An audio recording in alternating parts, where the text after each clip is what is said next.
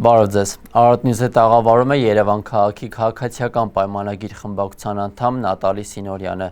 Ողջույն ձեզ Տիկին Սինորյան, շնորհակալ ենք մեր հավերն ընդունելու համար։ Բարև ձեզ, ես եմ շնորհակալ։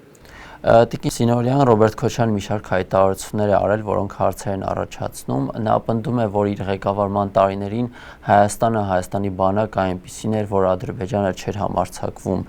հարձակվել ու հիմա ըստ նրա երկիրն այս վիճակից ոչ ոք չի կարող հանել բացի իրենից։ Իհարկե պարզ չէ ինչ վիճակի մասին է նա խոսում, բայց այնուամենայնիվ որն է ձեր արձագանքը։ Տեսեք, դուք ձեր հարցի մեջ հնչեցրեցիք, իսկ ինչ վիճակում է գտնվում Հայաստանի Հանրապետությունը։ 2025 թվականի օգոստոսի 8-ին փաստացի Հայաստանի Հանրապետությունը Ամերիկայի Միացյալ Նահանգների մայրաքաղաք Վաշինգտոնում ստորագրեց Ադրբեջանի Հանրապետության հետ խաղաղության համաձայնագրի նախաստորագրումը եւ փաստացի շուտով 2 տարին կլերանա, որ Հայաստանի Հանրապետության պետական սահմանին ռազմական կրակոցից որևիցե զինվոր չի մահացել եւ ինչ իրավիճակի մասին է խոսքը գնում։ Փաստացի սկսվում են առևտրաշրջանային հարաբերություններ Ադրբեջանի Հանրապետության հետ։ Տնտեսապես Հայաստանի Հանրապետությունը զարգանում է։ Տարբեր նախագծեր են Հայաստանի Հանրապետություն գալիս, նույն թրիփ նախագիծը Հայաստանի Հանրապետությունում եւ հատկապես Սյունիքի մարզում մեծ հնարավորություններ է բերելու։ Իսկ ինչ է եղել Ռոբերտ Քոչարյանի օրոք։ Միայն 95 միլիոն դոլարով նա կազմեց գույք պարտքի դիմաց նախագիծը, որով որ շատ կարևոր ռազմավարական օբյեկտներ անցան այլ պետության հոգացության եւ այլ պետության ներքո։ Այդ նախագծի մասին է խոսքը, թե 90-ականներից սկսած, իր կառավարման տարիներից սկսած սահմանին մշտապես Ռոբերտ Քոչարյանի կառավարման օրոք Հայաստանի Հանրապետությունում սահմանային գոտում ունեցել ենք զոհեր։ Թե Ռոբերտ Քոչարյանի կառավարման տարիներին մարտի 1-ի մասին խոսենք, 99 թվականի հոկտեմբերի 27-ի մասին խոսենք, թե ԱՄՆ պետդեպի կողմից հրապարակված Մեղրին Ղարաբաղով փոխարինելու նախագծի մասին խոսենք, որ իրավիճակի մասին է խոսում Քոչարյանը։ Բայց տեսեք, Քոչարյանը թրիփը անվտանգային սպառնալիք է անվանում, Իրանի հետ սահմանը ըստ նրա դրանով կարող է վտանգի տակ հայտնվել։ Տեսեք, 2025 թվականին ԱՄՆ պետդեպը հրապարակեց մի փաստաթուղթ, գաղտնազերծեց մի փաստաթուղթ, որի համաձայն 90-ականների ավարտին Ռոբերտ Քոչարյանը եւ Ադրբեջանի այն ժամանակվա նախագահը պայմանավորվածություն են ձեռք բերել, որպեսզի Մեղրին փոխանակեն Լեռնային Ղարաբաղի հետ։ Եվ ինչ անվտանգային բան մասին է այժմ նա խոսում։ Այն որ Սյունիքում մենք ունենալու ենք բազմաթիվ ներդրումներ, թե ինչի մասին է խոսում Ռոբերտ Քոչարյանը, որ ամբողջ գնացքի գծերը վաճառվեցին եւ փաստացի մենք հիմա Սյունիքում ունենք նոր գնացքի գծերի խնդիր, ինչի մասին է խոսքը գնում։ Թող դա պարզաբանի։ Իդեպ նկատենք, որ մինչ այս եթե Քոչարյանն ու իր թիմը այդ թրիփի մասին խոսելով այն անվանում էր միջանցք, Քոչարյանը այս անգամ խուսափեց միջանցք տերմինից։ Դե որովհետև իրենք բոլոր փաստաթղթերը երբ որ հրապարակվեցին, ակնհայտորեն հերքվեց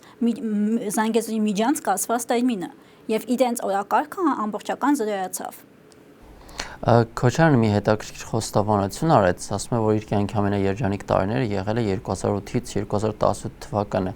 Այսինքն հիմա անհասկանալի է, եթե երջանիկ էր եւ պաշտոն չուներ, ինչու է հիմա ձգտում վերադառնալ քաղաքականություն, վարչապետի պաշտոն զբաղեցնել ու ըստ ձեզ ինչն է իրեն ստիպում դա անել։ Եկեք հիշեցում կտանենք մեր քաղաքացիներին, որ այժմ Քոչարյանը անցնում է ապօրինի գույքի բռնագանձման գործով եւ դատարանը Քոչարյանից պահանջում է 200 միլիոն դոլարի գույք եւ ֆինանսական միջոցներ։ Պարզ է, չէ՞ որ 2008-ից 18 թվականները իր համար ամենից երջանիկ տարիները կլինեին եւ այդ ընթացքում նա այդ ամբողջ գույքը եւ ունեցվածքը վայելել է։ Եվ այն երբ որ իշխանափոխություն է տեղի ունեցել, իր գույքի սկսվել են քրեական գործեր այդ համատեքստում, պարզ է, որ նա փորձում է այժմ գալ քաղաքական դաշտ եւ այդ ամբողջը համադրելով ներկայացնել իրեն որպես քաղբանտարկյալ եւ իրեն քաղաքական հալածանքների ենթարկված անձ։ Քոչարյանի թիմը այս ամբողջ ընթացքում պնդում էր, որ միայն Նիկոլ Փաշինյանն է, որ Արցախը ճանաչել է Ադրբեջանի մաս, բայց Քոչարյանն իր ասուլիսում փաստացի թիվ հնչեցրեց, չնայած սխալ ասաց Հայաստանի տարածքի թիվը 29800, հիմա չի ստացվում, որ Քոչարյանն էլ փաստացի ճանաչում է Ադրբեջանի տարածքը։ Այո, դուք ճիշտ եք ասում, բայց նաև մի վտանգավոր հայտարարություն է արեց Քոչարյանը այդ ասուլիսի ընթացքում։ Նա մոտավորապես այս միտքը ասաց, որ Հայաստանի Հանրապետությունը պետք է չսահմանափակվի այդ տարածքով։ Այսինքն get 1 մետր տարածք այլ երկրից, դա ինչ է նշանակում։ Եթե ասում ենք այլ թիվ, մեր պետական սահմաններից զատ, նշանակում է այլ երկրի պետական սահմաններին ենք մենք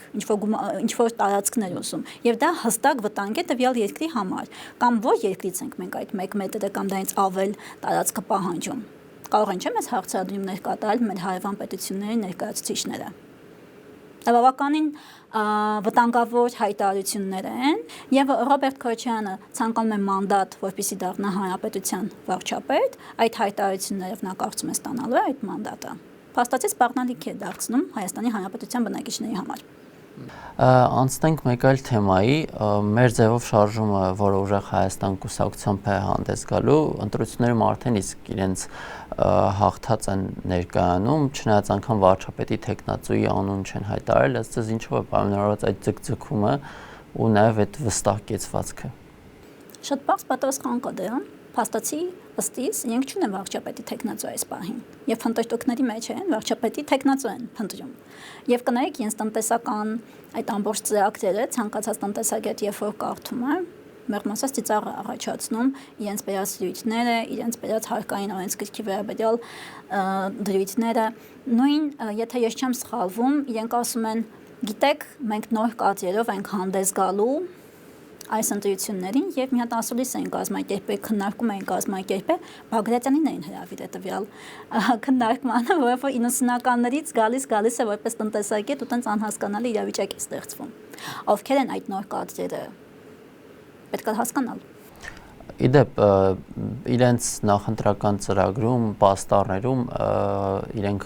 Սամվել Կարապետյանի անունից են խոստումներ տալիս, չնայած Կարապետյանը չի կարող լինել վարչապետի տեխնացու։ Այո, ըստ Հայաստանի Հանրապետության օրենսդրության եւ սահմանադրության հստակ մարդիկ կարող են լինել Հայաստանի վարչապետի տեխնացու, որոնք որ Հայաստանի Հանրապետության քաղաքացի են, միայն Հայաստանի Հանրապետության քաղաքացի են, վերջին 4 տարին Հայաստանի Հանրապետությունում են բնակվել, որոշակի դրույթներ կան եւ որքանով որ ես եմ տեղյակ, Սամվել Կարապետյանը տվյալ դրույթներին չի համապատասխանում։ Այսինքն հիմա չի նշանակում, որ նրանք խամաճիկ տեխնացու են ունենալու, իսկ հիմնական ղեկավարողը Սամվել Կարապետյանն է։ Հավանաբար, սպասենք, տեսնենք թե ամսի որքան գիտեմ իրենց համաժողովը փետրվարի 12-ին է, տեսնենք ինչ փառահեղ տեխնացու են առաջադրելու։ Տիկին Սինորյան Սամվել Կարապետյանի շարժման անդամներից մեկը նշում է, որ իրենց տնտեսական ծրագրի պատճառով քաղաքացիական պայմանագրում խոճապ կա, դուք անձամբ խոճապ զգում եք։ Տեսեք, Սամվել Կարապետյանի որդու հայտնի հայտարարությունից հետո, երբ որ մամուլում դա հայտնվեց, հանրությունը բավականին վատ արձագանք դրան տվեց, անընդունելի խոսույթ էր տարածել, եւ ես նայում եմ մեկնաբանությունները, ովքեր որ մեկնաբանում էին ի օգուտ Սամվել Կարապետյանի որդուն, մեկնաբանությունների դիմաց գրված է 365 օ ինչ լավ խոսեց, 367 հրաշալի խոսքեր։ Այսինքն փաստացի ինչ-որ ֆեյքերի ֆաբրիկա են ունեցել, որոնք որակի copy-paste են արել եւ այդ մեկնաբանությունները տարբեր հարթակներում ներկայացրել են։ Իրենց տնտեսական փառահեղ վիճակը ֆեյքերի ֆաբրիկան է ստեղծել լինելու։ Դա էլ է աշխատատեղ։ Ես ուղղակի այնց ռետորական հարց եմ տալիս, թե իրենք որոշել են, որ պետությունը պետք է նաև գործարաններ կառուցի։ Ես ուզում հիշեցնեմ, որ պետության գործառույթը տնտեսական եւ անվտանգային միջավայր ստեղծելն է, որպեսզի կան ներդրումներ անեն Հայաստանի Հանրապետությունում, այլ ոչ թե պետությունը գործարաններ կառուցի։ Իդեպ ես նայում էի Սամվել Կարապետյանի հին տեսանյութերից մեկը, նա այնտեղ 2024 թվականին, եթե չեմ սխալվում, գովեստի խոսքեր էր ասում ներկա իշխանության տնտեսական քաղաքականության մասով, նշում էր, որ որևէ կերպ չեն խանգարում բիզնեսմեններին։ Հիմա Սամվել Կարապետյանին ի՞նչն է ստիպել քաղաքականության մեջ մտնել եւ վարչապետի, այսպես ասած, ստվերային կառավարիչ լինել։ Տեսեք, 2025 թվականի որոշում կայացեց կառավարությունը եւ ՀԵՑ-ը Տաշիր գրուպից վերցրեց պետությունը եւ բերեց ժամանակավոր կառավարման, որպեսզի հասկանան իրավիճակը, մոնիթորինգներ անեն եւ այդ համատեքստում դուք հավանաբար շատ անգամ եք լսել, որ Հայաստանի Հանրապետությունում չի եղել գետ մեկ ընտանիք, ով հեծը հավելավճարում չի կատարել։ Եվ այդ հավելավճարումները ուր է գնացել Տաշիր գրուպի վերնախավի ներկայացուցիչների գրպանները։ Փաստացի ոչ այդ գումարները գնացել են միջինից ցածր օղակի աշխատողներին, այլ հիմնական վերնախավին։ Եվ մեր հետ ամբողջ սպասարկման կենտրոնները Հայաստանի Հանրապետությունով մեկ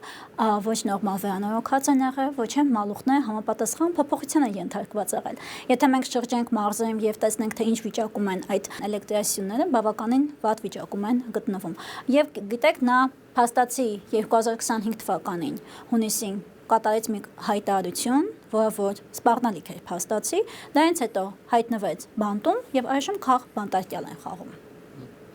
Հասկանում եք, մեր ընդդիմությունը մի sense պարադոքսալ երևույթ ունի։ Մարդիկ զբաղվում են կոռուպցիայով։ Մարդիկ այնպիսի հայտարարություններ են ահաբեկչական կատարում, նույն հոգեվորականների կողմից հայտնվում են բանտում, հետո աղաղակում են ամենուրեք, որ իրենք քաղ բանտարկյալ են։ Ու զարմանում ինչ օրինակ Եվրոպայի խորհրդի խորհրդարանական վեհաժողովում չեն ընդունում, որ Հայաստանում կան քաղբանտարկյալ։ Այո, որովհետև քաղբանտարկյալների վերաբերյալ դրույթը միջազգային կոնվենցիաները հստակ չափորոշիչներով ձևակերպված են։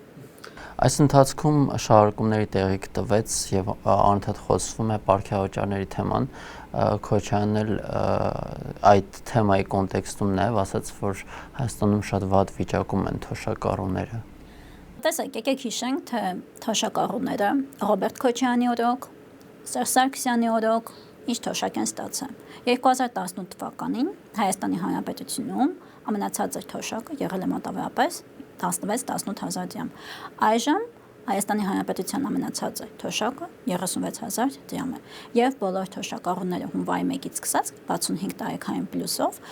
իրենք անցնում են համապարփակ ապահովագրության, այսինքն դարձել են այդ շահառուն եւ իրենց նաեւ բժշկական ծառայությունները հոգում պետությունը։ Իսկ իրենց ժամանակահատվածում ինչ է եղել։ Այս ուղղակի հարցը տենց հնչեցնում եմ։ Ես մի դրվագ օղակի դուք ասացիք, մի դրվագ հիշեցի։ Ես բնակվում եմ Մալաթիա Սեբաստիա վարչական շրջանում եւ իմ մանկության տարիներին մի տեսարան շատ վատ ձևով իմ մոտ տպավորվե աղբարկրի մոտ տատիկ պապիկները աղբարկրից ուտելիք էին հայթայթում, որպեսզի տանեն տուն։ 13-14 տարեկան երեխաները, տղա երեխաները Մալաթիայի շուկայում այսպես կոչված տաճկա էին վարում, որպեսզի կոպեկների դիմաց որոշակի գումար ստանան։ Այդ ժամանակվա Հայաստանի Հանրապետության քաղաքացու իրավիճակը այդպիսին է եղել։ Այսքան դեպքերից շնորհակալ։ Ես շնորհակալ։